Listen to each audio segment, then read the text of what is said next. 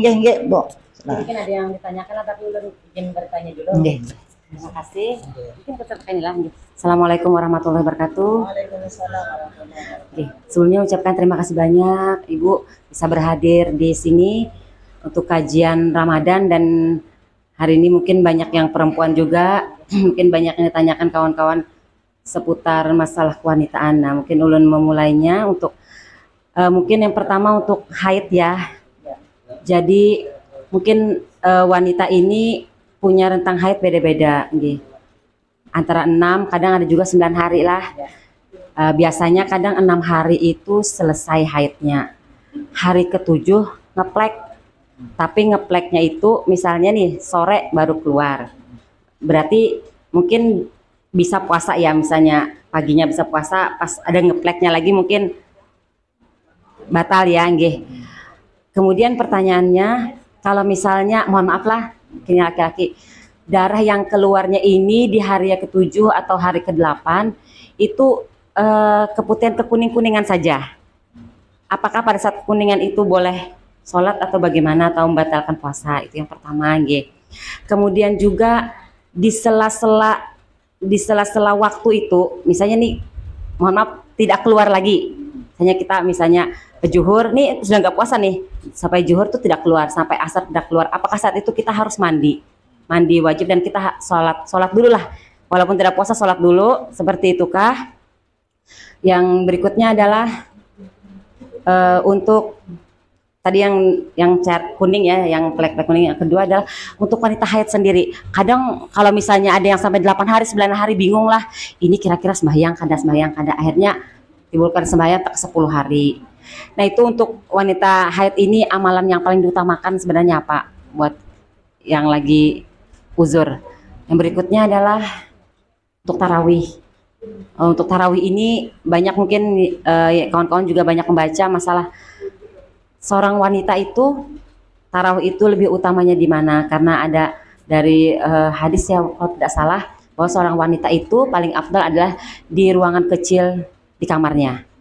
Itu lebih afdal lagi daripada di ruangan tengah, lebih afdal daripada yang ada di luar. Apakah hadis ini hanya untuk yang zaman dulu bahwa wanita itu tidak aman pada saat dia di luar, dan pada saat ini apakah ini masih bisa diterapkan seperti itu? Karena mungkin bagi wanita mungkin lebih nyaman di masjid atau apa, karena mungkin untuk keamanan insya Allah aman saja ya, apalagi cuman dilanggar di muka. Itu menurut Ibu bagaimana? Mungkin itu dari ulun, kawan-kawan sepertinya ada juga yang tanyakan, Mungkin kalau selain wanita juga boleh pikir wanita ya, laki-laki mungkin bisa juga ada yang ditanyakan mungkin. Terima kasih banyak Bu. Assalamualaikum warahmatullahi wabarakatuh. Waalaikumsalam warahmatullahi wabarakatuh. 4 lah pertanyaan Ibu. Tadi kalau haid, lalu plek-plek, apakah itu masih haid? Itu lah. Kada hitam, kekuning-kuningan tuh biasanya kada haid lagi ngarannya. Yang kedua, di antara waktu haid itu kada haid lagi. Haid terputus lah istilahnya. Puasa. Kalau kada haid lagi, puasa lalu haid lagi. Batal, dikoda tetap. Jadi ada hadis Rasulullah itu, kan kesepakatan ulama, tetap kita tuh mengkada puasa sehari walaupun sedikit. Maksudnya kita puasa pagi lalu jam 12 haid, batal kalau kita aku semalam kan jam 12 sudah aja nyambung aja jam 12 lagi sampai jam 6, kada kayak itu kan. Jadi tetap dikoda. Jadi masalah meninggalkan puasa ini berat Bu sebenarnya, kalau orang tahu kada wani kada puasa. 6 imam meriwayatkan hadisnya sahih, bila seseorang tuh sengaja meninggalkan puasanya kada ada ujur syar'i. Nah, hari ini kada puasa, kada ada ujur syar'i. Lalu esok puasa sampainya mati puasa, kada terbayar puasa sehari yang ditinggalkan dengan sengaja. Pendapat Imam Ali itu juga. Cuman masalahnya orang banyak kada tahu karena di kada nyaman aja. Jadi kalau tadi sudah berhenti haid lalu kita puasa, lalu ada lagi di tengah-tengah. Nah, itu berarti kita masih kalau kuning-kuning kada Bu. Kalau sudah kuning sudah selesai. Misalnya 6 hari, 7 hari lah. Sudah selesai.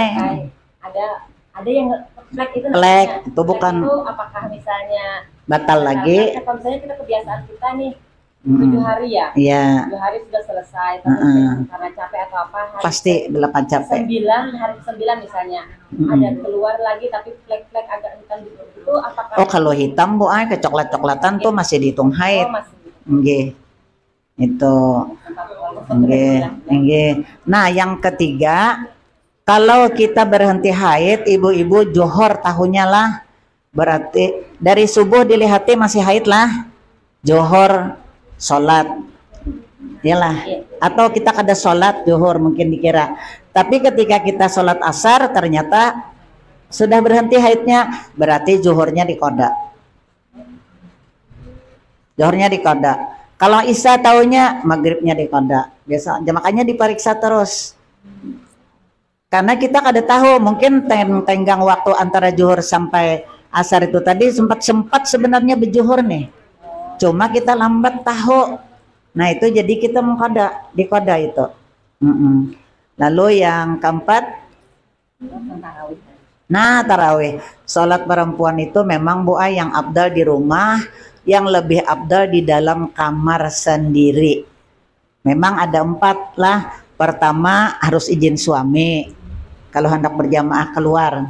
Kemudian ada rasa aman, lah tidak berbahaya. Kemudian terhindar dari fitnah, iyalah. Nah kemudian yang berikutnya tidak membahayakan bagi dirinya. Misalnya di mana? Pahala jamaahnya misalnya sendiri di kamar. Dengan yang jamaah. Kalau pahala tetap sendiri kalau perempuan itu Bu Ai. Nah, walaupun aman misalnya, karena bibinian ini rentan Bu Ai. Jadi pegang aja itu. Lalu kan sekarang ada juga yang mengatakan karena sekarang ini sudah nyaman, langgar di muka rumah, tapi tetap di rumah itu lebih aman. Bibinian. Nah, kalau lalakian lebih abdal salatnya di masjid. Ujar seorang ustadz, kalau laki-laki salat di rumah suruh pakai daster aja Bu Ai.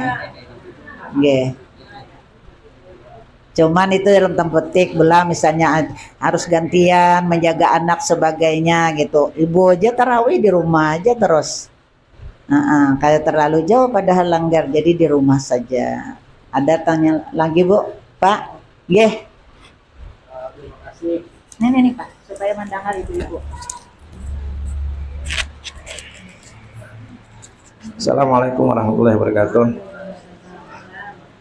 Ulun bertanya tentang memang ini masalah kewanitaan ya, Bu Ustazah lah. Seorang wanita yang memang secara medis bisa untuk haid itu ditahan dengan obat-obatan dengan harapan agar puasa itu bisa penuh sebulan penuh. Nah ini hukumnya bagaimana? Apakah wanita mengikuti aturan agama jika haid itu harus tidak puasa, atau dia menggunakan obat-obatan yang supaya puasanya bisa supaya haidnya bisa tertahan selama ya, mungkin bisa Ibu memberikan pencerahan. Sekian, Assalamualaikum warahmatullahi wabarakatuh.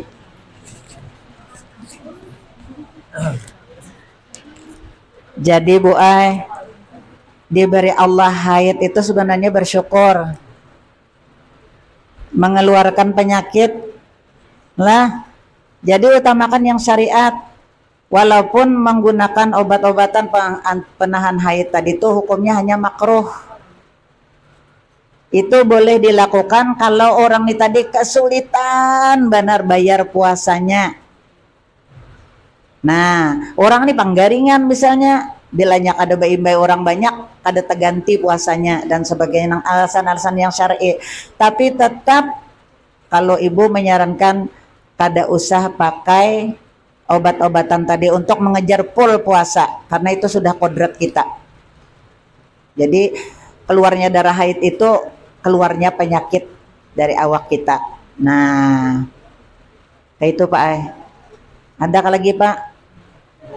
Nak betapun aja. Kita ini kan biasanya betapas tuh rata-rata membuat langsung ke mesin cuci gitu kan. Jadi karena ulun banakan halus, biasanya kan ada anak-anak bekami kah, BAB kah, itu kan najis. Nah kayak apa pembersihannya betapasnya ini? Ini itu aja. Terima kasih. Piankah yang beranakan halus tadi? Jadi kalau kita bisa memisah antara pakaian bayi lawan pakaian kita pisah. Kalau kada tapasannya masuk bedahulu hanyar air. Jangan banyu bedahulu. Tuh najisnya tahambur di dalam situ. Jadi tapasannya bedahulu masuk akan hanyar banyu. Jadi banyu tuh usahakan melebihi untuk membuang najisnya, melebihi itu loh. Tapi yang paling aman dipisah antara pakaian bayi, apalagi pakaian bayi itu dikucak-kucak tajegin ya lah. Nah sedikit, jangan dicampur karena pakaian tercampur dengan najis tadi. Jadi pakaiannya dulu dibuat, hanya dibanyui, jangan banyunya menghadang sudah, jangan. Angka itu. Okay. Ada apa lagi Pak? Nggih.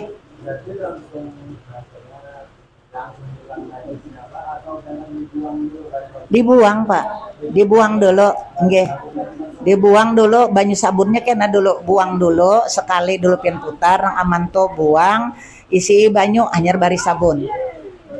Jangan langsung di situ pian muternya. Tapi nang nyaman paling aman tadi dipisah, dipisah. Nggih, nggih Bu. Sini saya. Terima kasih atas kesempatannya. Umi ulun tak bertakun 2 pertanyaan terkait pasien. Ini untuk ibu hamil.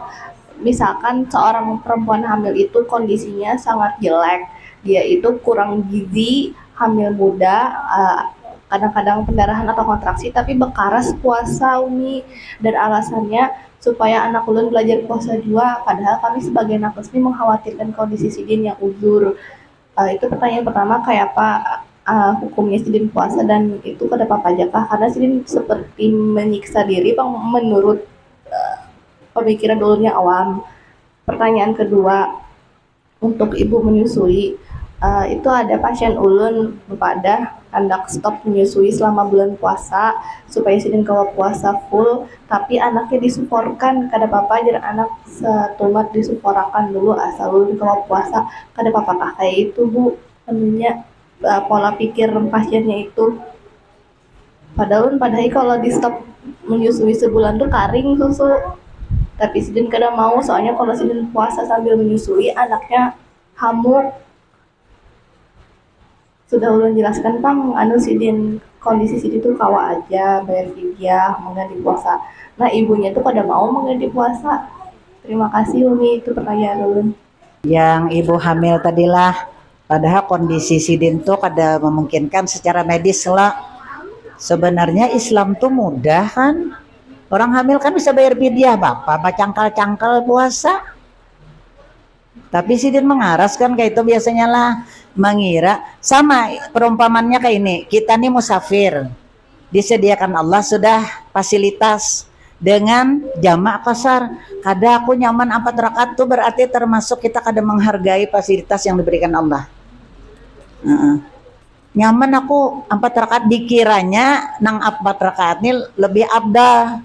Padahal dengan kita mengikuti tadi aturan itu tadi, itu yang lebih banyak pahalanya, diberikan kita kemudahan. Sama itu tadi, beliau kan bisa membayar fidyah. Jadi jangan dikarasi, Islam itu sebenarnya kada ada yang mengalihkan. Kalau kondisi itu sudah darurat, hukum apapun tidak berlaku. Orang sholat wajibnya berdiri.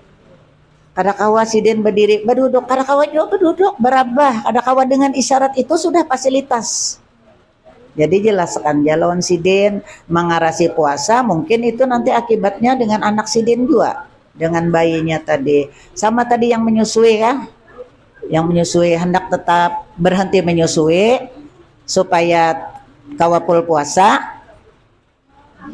Kadalah kayak itu. Kan bisa bayar fidyah tadi. Bila mengkhawatirkan dia dan bayinya, berarti sidin bayar fidyah sekaligus mengkada nanti kalau ada waktu. Kebetulan Umi pas anak yang bungsu tuh di rumah anakan halus juga, umur 8 bulan dia menyusui. Umi kan usaha puasa, tapi memangnya tahu sudah karena mengajar juga di rumah tahfiz tahu. Jadi itu fasilitas yang diberikan Allah diambil, jangan Kan yang boleh kada puasa, kada bayar fidyah tuh kan kekanakan yang kada sampai umur, kada balik lan orang gila. Yang selebihnya tuh kan ada aturannya. Jadi menhandak kada puasaan, kada usah mangkada, kada usah bayar fidyah, itu jadi orang gila tadi pangda. Nah, itu supaya karena orang kada mengerti tadi sama tadi jar tadi yang puasa tarawih, yang tarawih digawe 20 rakaat, dia isya kada, karenanya kada mengerti. Ya lah. Nah, masih ada kah, Pak, Bu? Enggak, silakan. Ya, terima kasih. Assalamualaikum warahmatullahi wabarakatuh. Izin bertanya, Bu Ustazah. Begini, untuk sholat tarawih. Kebetulan ulun ini biasanya sholat tarawih ada dekat di situ langgar. Jadi di langgar ulun ini waktu awal-awal kan penuh tuh, full tempat. Kemudian setelah semakin naik Ramadan agak sepian lah. Jadi otomatis yang sub ini biasanya mau yang di belakang. Jadi yang di depan ini biasanya belum terisi tapi duluan di belakang. Jadi kalau nanti ada aja yang datang lagi gitu kan. Nah, kemudian pernah mendengar tapi tidak tahu apakah benar atau tidak, apakah memang ada hadisnya bahwa seorang wanita itu lebih baik sapnya paling bagus di belakang katanya. Paling bagus sap wanita adalah berada di belakang, kalau laki-laki paling di depan. Nah, apakah benar seperti itu? Kemudian karena yang kebetulan yang tua-tua juga di belakang, jadi kita ini seperti tidak enak untuk menegur, tolong maju ke depan. Nah, jadi kan jadi gimana gitu lah. Nah, jadi gimana lah caranya supaya orang tidak tersinggung untuk kita menyuruh mereka maju ke depan untuk mengisi sap. Kemudian yang kedua masalah ziarah ke kubur. Katanya perempuan kalau bisa tidak usah ikut ziarah ke kubur atau mengantar yang orang sudah meninggal. Jadi bagaimana misalnya kayak orang tua kan meninggal gitu, kita kan tidak mungkin tidak mengantar ke kubur. Apalagi ya, kemudian lagi yang terakhir, di kampung ulun inilah di Alalak ini, kebetulan orang asli Alalak. Biasanya ada orang tuh menerima zakat fitrah, kemudian banyak nih dapat si orang tersebut zakat fitrah. Tapi karena banyak juga kan banyak juga beras yang dapat zakat fitrah tersebut, istilahnya tuh tidak makanan lah. Nah, kemudian sidin dijual beras fitrah tersebut. Apakah boleh yang misalnya orang yang membeli zakat fitrah tadi, hukumnya kayak gimana gitu, Bu, Pak, Bu? Mungkin itu saja pertanyaan dari ulun. Terima kasih. Salah hilap mohon maaf. Assalamualaikum warahmatullahi wabarakatuh. Ketiga, apa hukumnya menukari baras? Tadulalah, yalah. Kada ada masalah, boy. Boleh aja. Itu sudah jadi hak sidin. Boleh sidin menjual. Yang menukari pun kada berdosa juga. Karena itu ampun sidin. Asal jual baakat lah. Bakat misalnya tukar jual itu kan harus ada akad, itu yang syar'inya. Boleh aja kalau memang ampun sidin. Kebanyakan tadi ya kalau sidin mungkin perlunya lagi nukar iwak, nukar gula, nukar minyak, jual barasnya sepalih boleh. Yang kedua yang kada mau pindah sab, yalah nya memang kalau hari pertama sampai hari ke-10 tuh biasanya halus musala. Bila sudah 10 ke atas tuh beganal musala. Panitia ini sampai nak kesana kamari menambahi, yalah. Dan memang ada yang kayak itu tadi kada mau pindah. Sidin menangkap hadisnya itu salah. Bibinian tuh abda di belakang. Maksudnya bibinian tuh urutannya paling belakang setelah laki-laki. Tapi jangan dikosongi. Sama pengalaman ibu ada lagi pengajian Abah Haji Guru Juhdi lah. Jadi karena orang yang datang nih kan terlambat. Lalu melihat ada kosong kan di muka, lalu permisi, taruh sampai ke muka. Ini orang yang melalui ini merangut-rangut muha, menjajakmu sejadah sidin. Sebenarnya kada salah yang masuk itu Bu Ai. Salah yang kita nih, yang orang nangkat kosong nih kada dimasuki. lawan ada lagi ibu-ibu nih nang canggih, ada kosong anda kinya tas sebuting aja gandakan gitu. Jadi tas nih sembahyang gua kesahnya lah putus sopnya ya kan. Nah padahal ujar Rasulullah apa nah, seandainya sekiranya mereka tahu keutamaan sholat di saf pertama, mereka akan mengundinya, Bu Ai. Saking karena orang yang ada di saf pertama itu diberi doa, didoakan oleh para malaikat. Nah, ibu-ibu ini ngalih Bu Ai, dia sinan kan paling hijab pasti di pinggir lawang loh, pinggir taweng. Nah, padahal pian-pian nih duduk nang kayak ini nah, monnya di pengajian. Kan kita nih dihalau kena ujar Rasulullah bersop-sop. Jadi jangan duduk serangan misalnya kayak tanah. Itu memang ibu-ibu tuh ngalih boy kayak itu ada nang di lagi pengajian ada Abah Haji Guru Juti lah di muka TV basumpalan. Bakal jalan di muka TV. Nah, jadi memang itu memberitahunya agak sulit. Karena mindset Sidin tuh sudah nangka itu aku nih mau lebih hari sini aja. Ada yang lebih bahaya lagi, Sidin ba maghrib kada, ba isya kada kelanggar tapi mau kena Sidin tuh kada boleh dipindah. Adalah, nah, iya, ba andak Sidin di situ kada boleh. Jadi orang ba Isa nih kayak apa? Jadi pas Umi Umi nih gulung ngalih mi ajar karena Sidin sarik aja gulung jurang andak aja kahiga lawang situ nah kan nih lawang masuk andak situ sekir Sidin kadang ngalih mencari pas juga orang tuntungan sampai yang Isa merangut maha Sidin siapa nama mindah mau kena aku jan jawabannya langsung aja Sidin ambil bulik aku kada kelanggar lagi jan. Nah itu memang ngalih sedikit karena Sidin tuh memahamnya tadi, padahal kalau binian tuh tetap esa pertama pol, kedua, lawan jangan menyendiri. Kalau orang sudah penuh, misalnya kita datang ke Dudi, itu kita berarti harus membawa seikung untuk mengamani kita di belakang, digawel. Mun kada kita kada dapat pahala berjamaah, tapi yang digawel ini juga harus paham, jangan tagawel nang gegeran.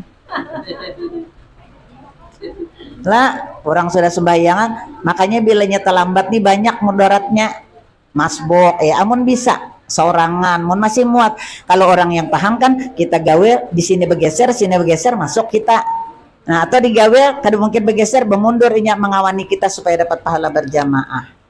Nah kemudian yang pertama tadi apa? Oh ziarah kubur memang hadisnya tuh sahih. Binian nih jangan mengantar ke kubur, itu yang mengantar mayat. Sekalipun suami yang meninggal, jangan umpat ke kubur. Kalau ziarah tuh lain lagi babnya. Ziarah itu kan banyak pendapat ulama, ada yang membolehkan. Nah, tapi tadi pertama tentu dengan izin suami, iyalah.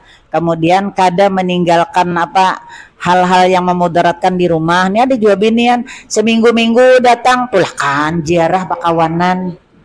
Karena semua tumat datang. Nah, ada orang yang kasihan lon lakinya, kasihannya aja paman tuh ditinggalkan bini Sidin terus ziarah jan. Antar ya iwak lon gangan nah pas bininya datang ziarah, ikam anak belawas kadingnya kada apa-apa dingai jan. Nah, sudah ada nama antari iwak. Kejadian kada dihatiakan ziarah nih. Bujur Bu Ai, ujar Imam Al-Ghazali kalau yang diziarahi lon orang ziarah ini yang menziarahi sama-sama soleh itu seperti dua cermin yang memantulkan cahaya. Jadi sama-sama yang diziarahi ini memberikan kebaikan, yang menziarahi memberikan kebaikan. Kita kada bergantung kepada yang meninggal ini.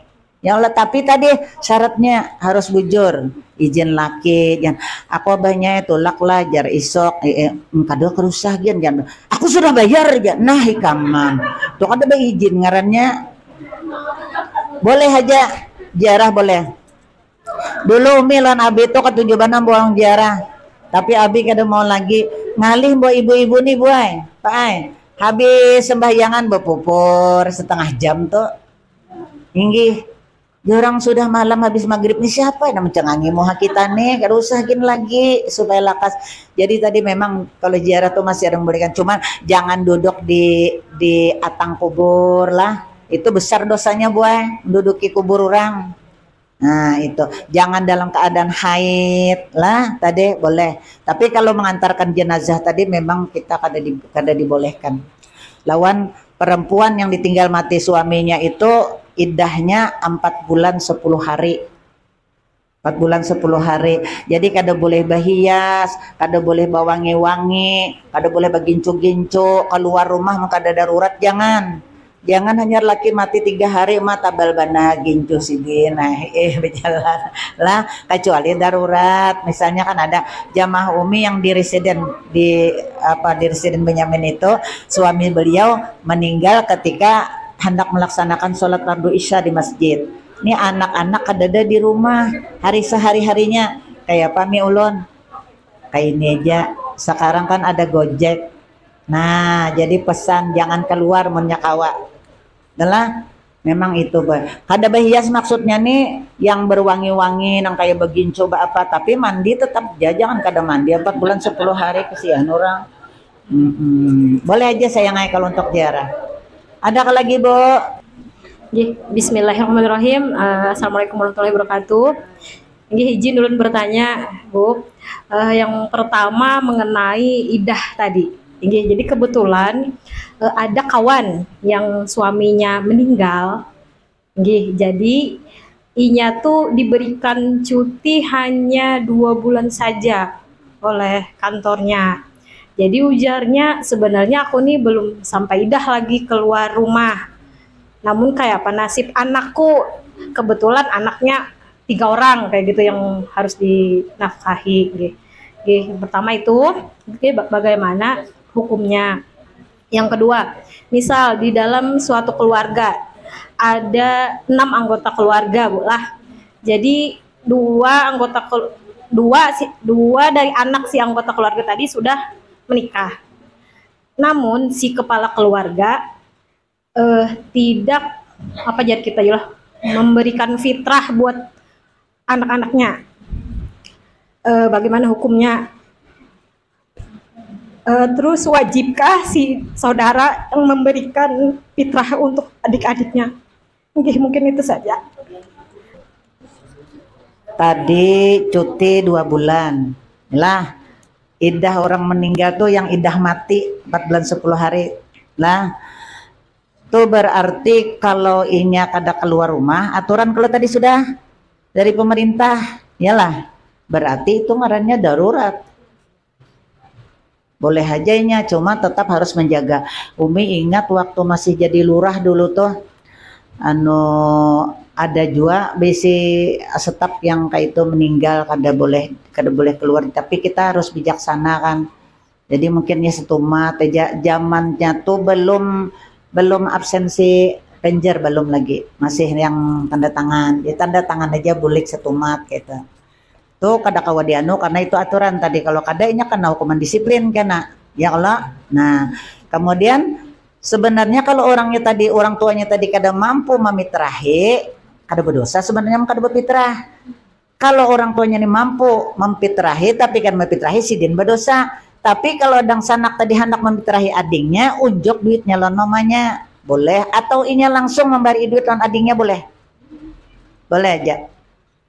Tapi munnya misalnya ading tadi umur balik hanya misalnya 10 tahun, hanya puasa gitulah 12 tahun, itu bagusnya diunjuk lawan mama, Bang.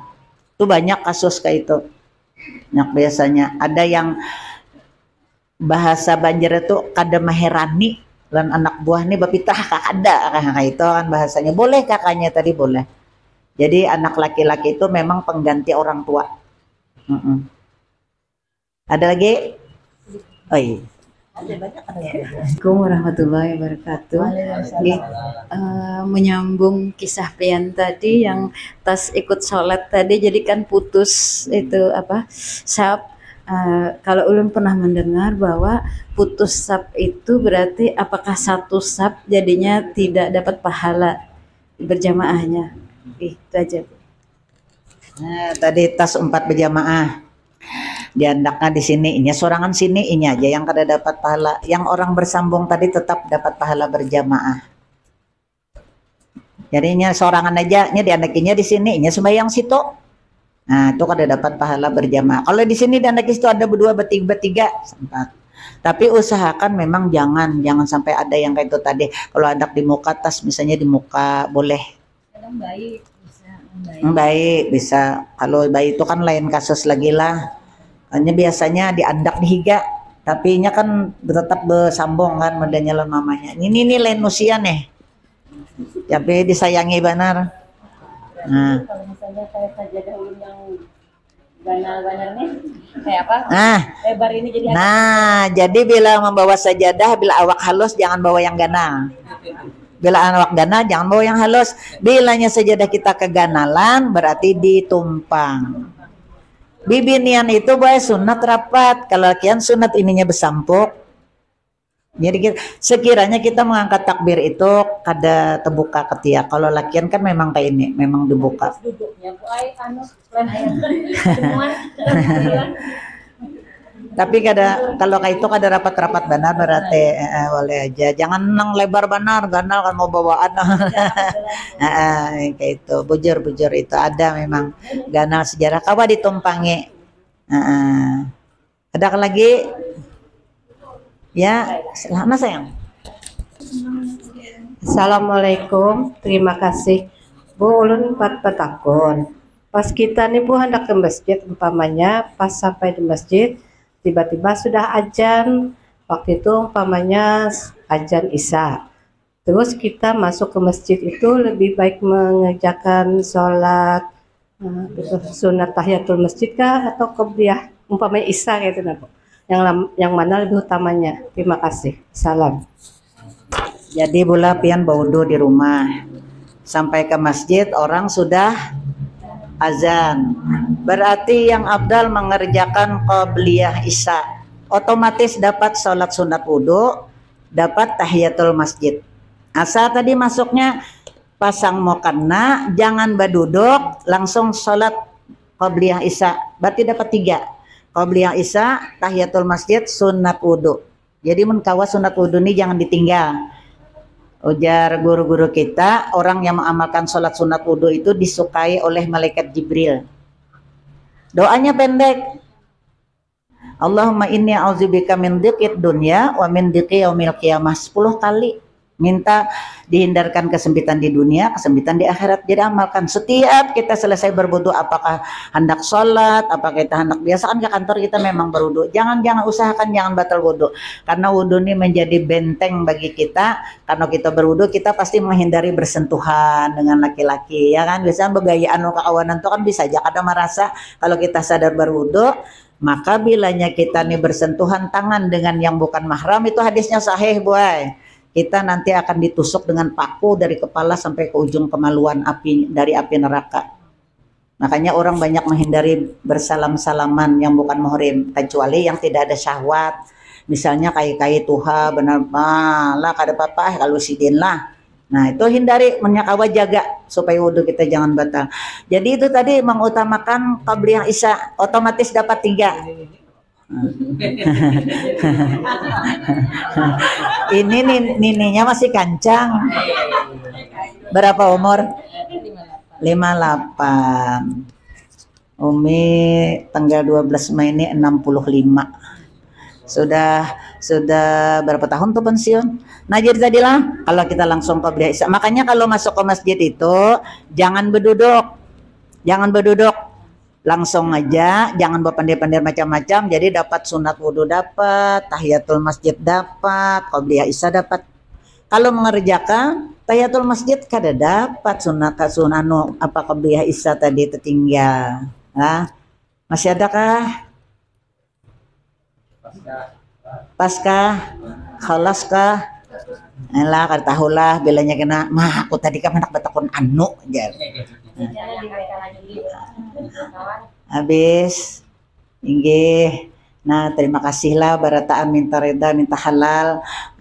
Artinya pada 10 malam terakhir ini sisa-sisanya nih optimalkanlah ibadah kita. Dalam satu hadis tuh Rasulullah bila 10 malam terakhir ini sidin mengencangkan ikat pinggang. Nah, ada pengertian hadisnya itu bahwa Rasulullah itu mengurangi berhubungan suami istri, sidin hanya lebih khusyuk untuk mendekatkan diri kepada Allah. Ada juga pengertian dari para ulama berpendapat artinya beliau mengikat sarung tuh jaka bahasa ini tuh tapih itu pisit-pisit supaya rancak jangan membaiki tapih tarus, jangan tabalului bahasa Banjarnya.